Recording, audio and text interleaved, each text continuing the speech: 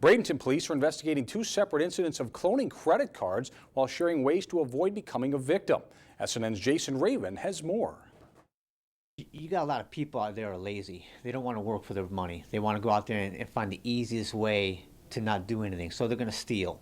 Detective Lieutenant James Rackey and Bradenton Police say these two men are wanted for using cloned credit cards. They were tipped off by victims who noticed suspicious charges on their statements. He shares some techniques these criminals use. They don't go too high with it, because the higher you go, some department stores or some businesses will require identification, so they keep it on the lower end and try to get smaller amounts to where the businesses won't say, hey, let me see your ID for that. Rackey says this can happen to anyone with a credit card. Somewhere the victim used their card, they swiped it somewhere to where that information was illegally obtained, and it was transferred to a credit card, and the suspect used that information. He shares just how cards end up being cloned. They're just using these basic credit cards that have no information on them, and then they use a computer program and they transfer your valid information onto this blank card.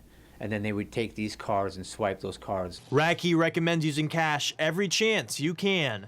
They can't clone your cash, so that way you'll have no problem getting your card taken. Second is if you use your card and you're using it at an ATM or a business, or you're swiping it yourself, make sure the machine you're using to swipe it on an ATM or a gas pump doesn't appear to be altered or doesn't look normal. If it is, don't use it. And he says these kinds of crimes are constantly evolving. Believe it or not, criminals, majority of them are dumb. They're stupid. They'll make the mistakes, but some of them learn by their mistakes. And when those smarter criminals, I'll call them, I hate to use those words together, but they get better at what they do, we have to get better at what we do.